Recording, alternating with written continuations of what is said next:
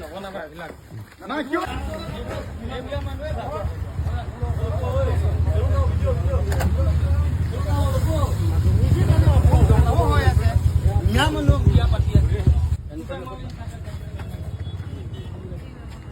নিতুম কাৰ বিয়া খাই ফান কলনে নাপাথে ৰাত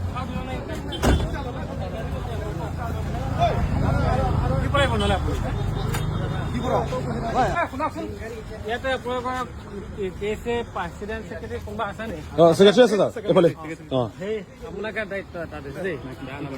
আছে যাতে গৈ